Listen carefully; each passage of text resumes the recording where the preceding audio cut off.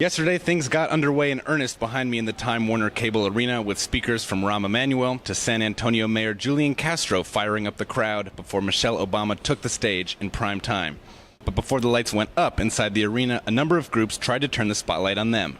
Setting up shop within the NASCAR Museum downtown, the Republican Party has constructed a war room in an attempt to put out a message of their own during the week the Democrats have home field advantage. At a press conference featuring prominent surrogates for Mitt Romney, the party distributed what it called Obama Isn't Working swag bags, inside which were a handful of items that made light of the Romney campaign's primary lines of attack against the president. Okay, inside the Republican swag bag entitled Obama Isn't Working, there are 3 items. First is a box of Legos entitled You Didn't Build That. The Republican Party saying that reporters should go and build this Lego tractor and then take credit for what they have created.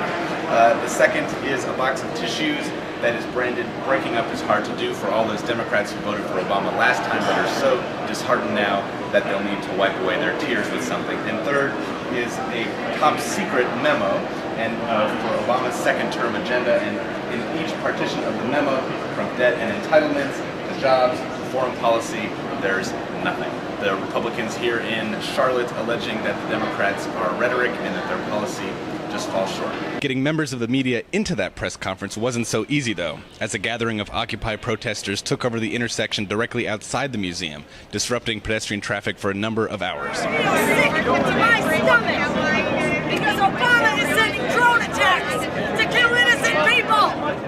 Although the protests drew a strong police reception, it also closed off access to the so-called free speech zone, where New Mexico governor and Libertarian presidential candidate Gary Johnson was forging ahead with plans to hold a rally in favor of marijuana legalization, despite the driving rain. Across town, another group, this time a Democratic one called LDS Democrats, held a gathering of its own to highlight progressive figures within the Mormon faith.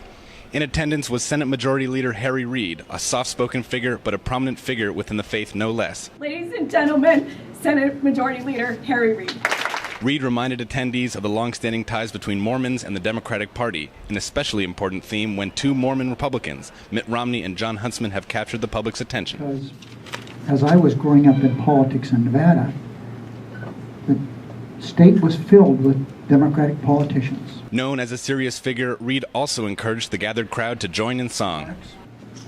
And I was hoping that Crystal would sing us a song, but she didn't do it. Sure. I'll have a little short one. Come here.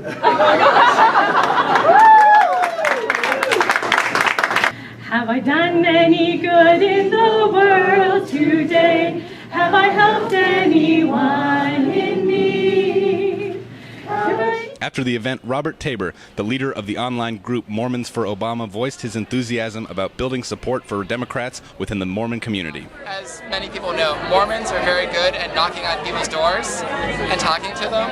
And so getting those energized sort of super volunteers into the OFA, to the Obama for America infrastructure, to volunteer, to canvass, to register voters, is a place where we can have real impact. Come convention time, the Democrats featured a program literally filled with color. Introduced by Nancy Pelosi, a group of House Democratic women made their way on stage, and taking turns at the podium, they repeatedly brought the crowd to its feet.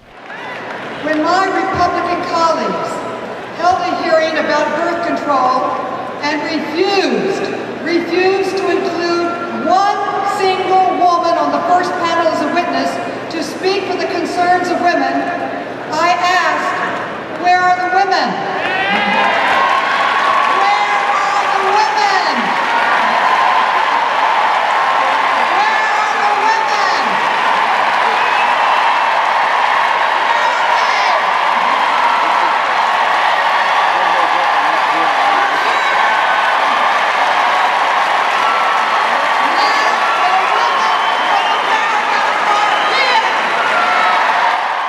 Later in the night, Mayors Julian Castro and his brother Joaquin introduced themselves to a national audience for the first time. And later, First Lady Michelle Obama made a passionate case for her husband's re-election. Wednesday morning, at a gathering of the Latino caucus, she also made a surprise appearance and was welcomed with open arms. The convention continues tonight with speeches from former President Bill Clinton and Massachusetts Senate candidate Elizabeth Warren. This has been Luke Vargas for Free Speech TV, bringing you continuing coverage of the Democratic National Convention in Charlotte.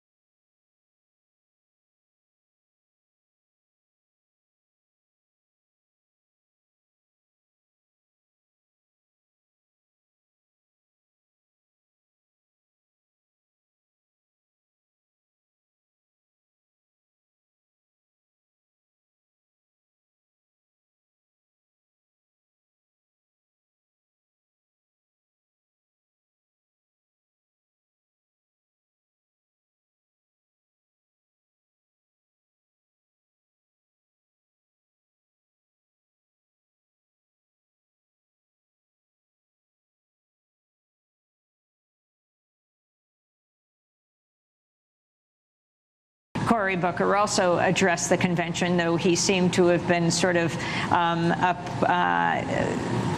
distanced from the Obama campaign when he spoke on national television and said you people shouldn't be criticizing private equity, talking about Bain. Yeah, absolutely. I mean, again, all of these candidates, Deval Patrick, Cory Booker, President Obama, are post-Clinton Democrats. They are folks who have very much learned the lessons of this particular version of the big tent.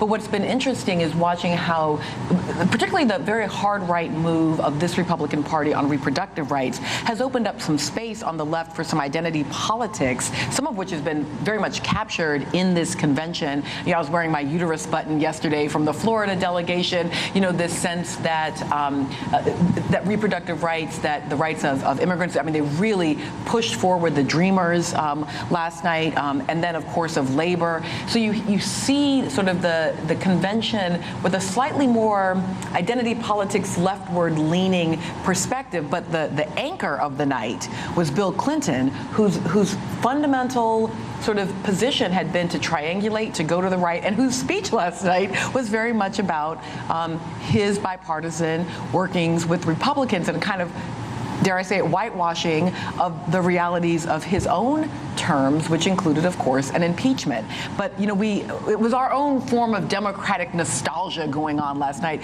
We saw a lot of Republican nostalgia about the good old days. This was a Democratic nostalgia about the good old days of the Clinton campaign. But it was great politics. I mean, it was absolutely an effective speech as a matter of politics. Kevin Alexander Gray. Well, you know, in '92, I was Tom Harkin's Southern political director, and I was with Reverend Jackson when Clinton had his Sister Soldier moment.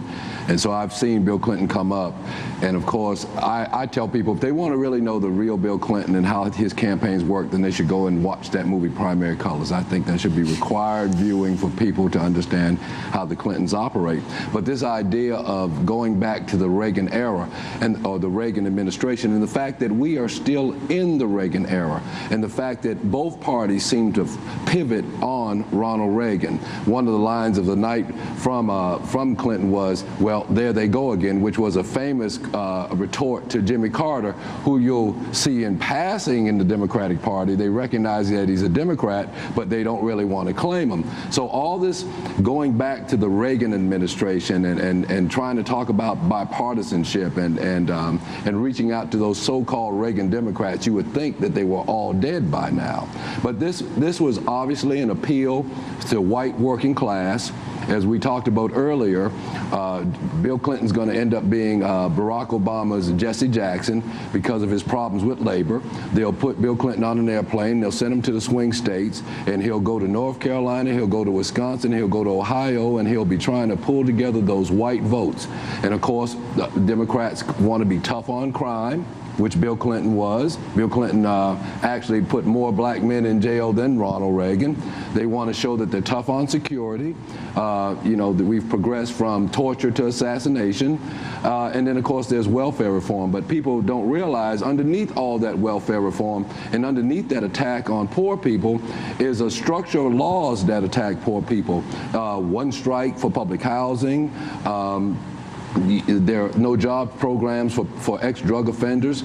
So those are the things that are left out of the speeches. Of course, as you mentioned on your show, which was eloquent, in regards to poor people being at risk as opposed to rich people, you might hear the word poor, but you'll hear poor child, poor kid, but you won't hear poor people. What about that? You were a fierce endorser, Melissa, of Senator Obama to be president. Yeah. But now, as you look at his record on this issue, for example, of poverty. Oh, I am absolutely still a fierce endorser of President Obama, and would absolutely make the same choice within that truncated space that we have in the American political system. I guess what I'd say is I'm a progressive in my in my leanings, in my preferences. I'm also, I suppose maybe from my years at the University of Chicago, a bit of a realist in my politics.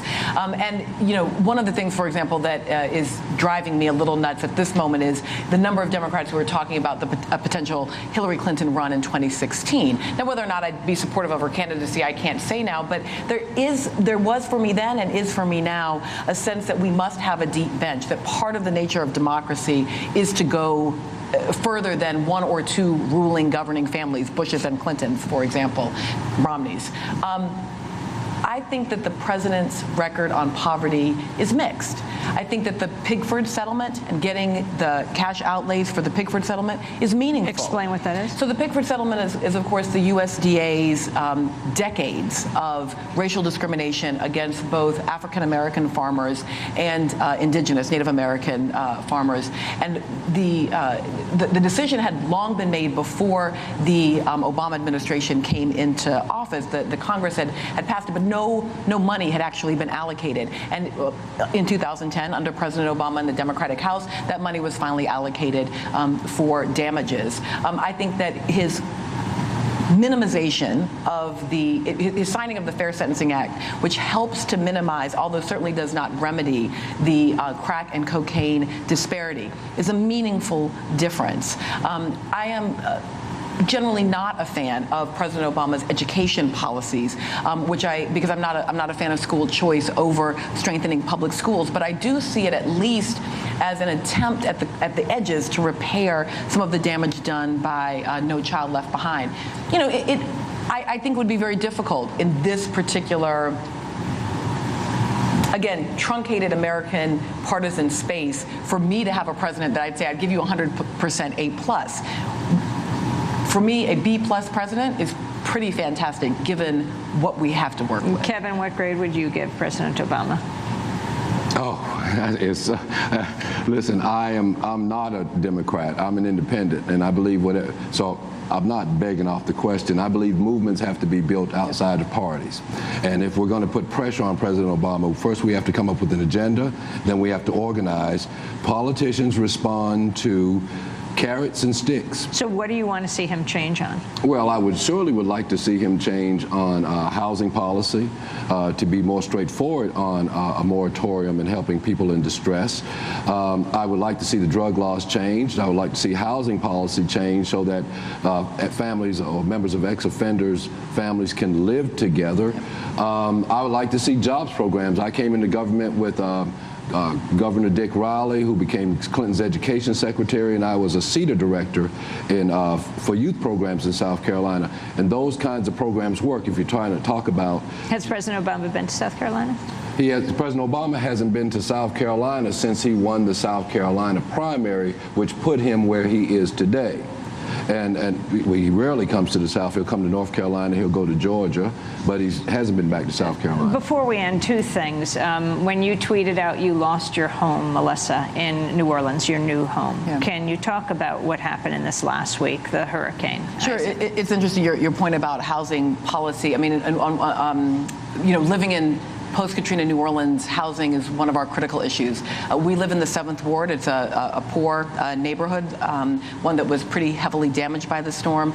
We have a little traditional shotgun house, little 2-bedroom house, but we bought the home that is across the street from us. It's been damaged since Katrina. It's a huge, historic 100-year-old house, but it only had 3 walls. It had a front and 2 sides. The back had been down for 7 years. Oh. For 7 years, we've been living across the street from a house with 3 walls, which, as you might imagine, encourages crime and blight and all of the things that occurs there. So we finally managed to pull together a little cash. We bought the house.